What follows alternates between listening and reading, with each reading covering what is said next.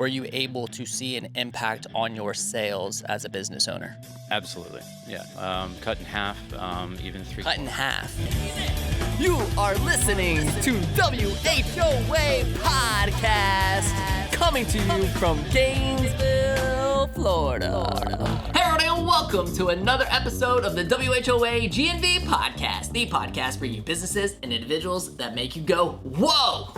I know that a lot of you who are hearing this and seeing this are wondering, is Collin Austin back? Is he doing shows again on Whoa GNV? I'll tell you this, there's a lot of stuff still happening in my scooter dealership, and I'm still on a little bit of a hiatus. I do expect the hiatus to end, and I'm very excited and inspired by what's coming down the road when it comes to Gainesville business, and we will definitely be back. But right now, I'm still on a little bit of a pause. However, something recently happened that I kind of caught wind of and felt inspired to just do a little bit of content around. And that was something going on in downtown Gainesville specifically related to paid parking. A few months ago, it seemed like overnight, the City of Gainesville had executed this app for paid parking. And a lot of the businesses down there, and these are businesses that just got through COVID-19, I remind you, were, not 100% on board. And I don't want to speak on behalf of all the businesses in downtown Gainesville because that's not my place. I just wanted to share my perspective. My perspective was that a lot of the businesses weren't 100% on board and just had some caution when it came to executing paid parking. Quickly, the City of Gainesville kind of took a step back and said, okay, well, let's do a little bit more investigation into this, a little bit more research, and make sure that this is the right move for downtown. So it's been on pause, but I thought, you know what? What the heck? Let's just grab a camera. Let's go downtown. A little bit different Whoa GNV. Let's grab a camera. Let's go downtown. Teamed up with my buddies over at Moxie Media. And we went down there and just interviewed a handful of these downtown business owners to get their perspective on paid parking. Again, this is not everybody's perspective, right? This is the handful of businesses that agreed to come on camera and just talk about the situation downtown, and we got their input. So here it is, guys, a little compilation that we put together of the interviews with the businesses in downtown Gainesville.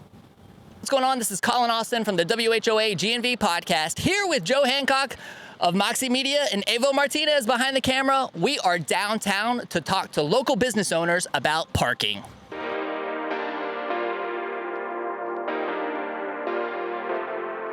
Hey guys, I'm here with Noe Lopez, one of the partners in Wyatt's Coffee and Resident Coffee Roasters, and I just wanted to kind of get his opinion of what's going on with the parking downtown.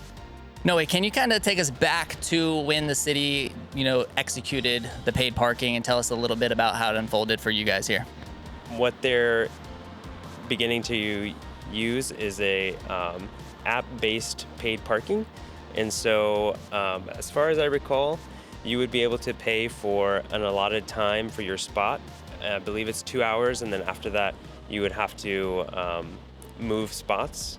And so those signs started going up around downtown, and we saw a lot less foot traffic downtown, less people frequenting downtown because just kind of the annoyance of having to pay for parking that used to be free 2 hour spots. That's kind of caused some issues for both patrons and also employees that work downtown. So I feel like as a coffee company, I know when I'm going to get coffee, I'm in and out. I don't need to pay for 2 hours a spot, and maybe you can pay for 15 minutes. I don't know, it just seems like a hassle, to pay to park, to just run into Wyatt's really quick, grab a coffee and get to work. Was there any talk about maybe a space or two spaces or a handful of spaces where it's quick? Because I know, isn't there the 15-minute spaces, 5 minutes? Okay, is just those two spots? Are they going to stay? Are they going to go? Any idea? I think the ideal situation would be to add more quick loading and unloading spots or quick 30-minute, 15-minute spots because you're correct. Like a lot of the people that come into our shop are grabbing and going, and it's really inconvenient to pay X amount of dollars for an app and to park, and then additionally you're going to buy your coffee, and so people are going to have to add that to their budget. That's just a lot more to ask of people. Hey guys, I'm here with Andrew Scher from Here Again Records in downtown Gainesville. And Andrew, I just want to hear a little bit about, the downtown parking situation from your perspective. From my perspective, I mean, there's definitely not enough free parking, for people to come and go as they would, please. There's plenty of paid parking for people who want to come and maybe spend a few hours downtown, but not all the businesses downtown do stuff that bring people here for a number of hours. For example, I mean, being a record store, I've got people who want to just come in, grab a record and go, and for them to have to pay a premium, to the city in order to do that just, seems a little extreme. Same thing with, say, coffee shops and maybe like, the pizza joints around here and stuff. It just doesn't really make a lot of sense to have to, charge people a premium to come down and support local businesses. Were you able to see the impact of the parking? Because they executed the paid parking, right? And then a lot of you guys went downtown to the city commission, talked to them, and they basically have put this on pause until early June, right? But during that small little window when they did execute it, were you able to see an impact on your sales as a business owner? Absolutely, yeah. Cut in half, even three. Cut in half within that short period of time. 3+ weeks. And just because people were not going downtown, they weren't going to pay for parking. It was empty. The parking lot was empty. I mean, they basically succeeded in what they were trying to do, which was free up parking spaces. They freed them all up. People were not coming.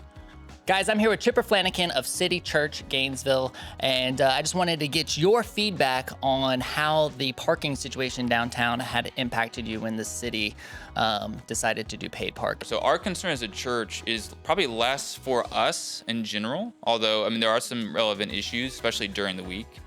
But our concern is mainly for our neighbors, the people who live, work around us, and their well-being. So our communications mainly have to do with advocacy for them, and our heart for downtown would be hospitality. So we want downtown to be hospitable for everybody from all walks of life, both for people who own businesses, who work here, who are coming here. And we see hospitality primarily as involving three things, which have been, in our opinion, a little suspect recently. And those three things would be accessibility, safety, and communication. So our communications with the city, with our stakeholders, have all had to do with how can we help the city improve downtown safety, accessibility, and communication. And then you can apply those to any issue. You can apply those to parking, right? So we care very much about people knowing, will I have a place to park downtown? And will I have a place to park for the right amount of time? As far as safety, will I be able to safely get from my car to where I'm going in downtown? And then will I be able to get back to my car? That could be for patrons, it could be for employees. And then communication, how will I know where to park? How will I know what the rules are? We have experienced in the past few months people coming into downtown, parking somewhere, thinking they're following the rules, and then coming back to their car and having a ticket. That's a highly negative, inhospitable experience that would frankly encourage some people not to come back, at least for a very long time. And I heard the most concerns, and I don't think this is an unsolvable problem, but I heard the most concerns about the parking app, is that people that were not accustomed to using the app when they were using it, especially the first couple of times, had a lot of trouble figuring out how to use it, misused it. And of course, people that are less comfortable with technology, some of them wouldn't feel comfortable using it at all, so they just wouldn't come.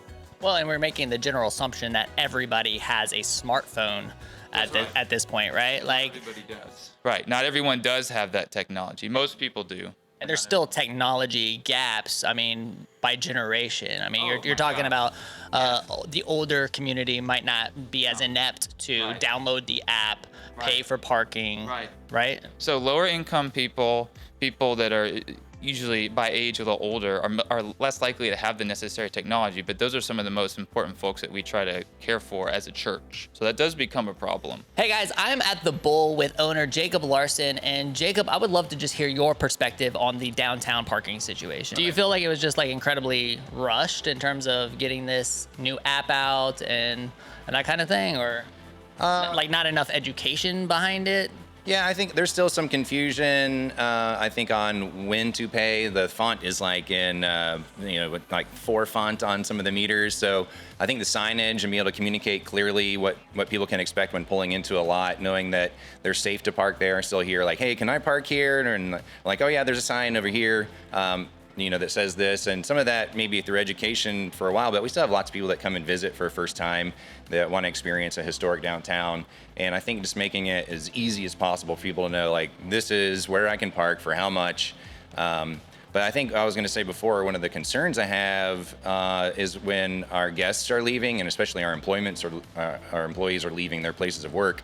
And having to go pretty far. A lot of our infrastructure isn't up to speed as far as even lights that are there aren't working. And then some people I've just will Uber home instead because they're like, I'm not going to walk my 2 blocks with my tips in my pocket. And I think having something available like a SNAP system like UF used to have when I was there, and it was a while ago, but maybe a text where there's city employment that can come and just walk people to their vehicles at the end of the night, just to secure that very much after downtown is probably done. But that might even be helpful for some of our guests that, might have to park far away because downtown's bumping, and then they're thinking at the end of the night, it's like, oh man, how am I going to get to my vehicle safely at the end of the night because of the issues we've been having that have been in the public eye for safety and the violence that has happened, so that can be, get that concern away for our guests and employees, so it's easier to work and easier to have fun in our community. Hey guys, I'm here with Fred Brown, owner of Crane in downtown Gainesville. And Fred, why don't you just tell us a little bit about how the paid parking situation in downtown Gainesville had originally impacted your business when the City of Gainesville had executed that? It really has affected our business in 2 ways. The first way is, as far as our employees go, it makes it very difficult for our employees to park downtown because they're getting tickets because of the new system with the app. It's like you can only park for 2 hours, and then when it turns over, it won't let you park. It won't let you re-up your parking, and so they're having to go out and put coins in. They're getting tickets. So basically, our employees are being taxed to work downtown. It's an added tax for them to work downtown. On the other side of it, it's the city decided to do pay parking until 8 o'clock at night. So it's like people now, they don't want to come downtown to pay for parking. It's like they don't want to pay for parking. And the garage is because of the safety issues there, is just not a place people are going to park. And all the parking around here is pay parking. So it's definitely affecting our bottom line. Yeah, so I know a lot of businesses have had, an impact just because of COVID-19, right, over the last couple of years. And so there's a lot of businesses that are just getting over that hump. But now you kind of ran into this speed bump along the road as well. I mean, what would you like to see happen when it comes to parking? Would you just want to keep it the way it is, or do you see any benefit to what the city is trying to do?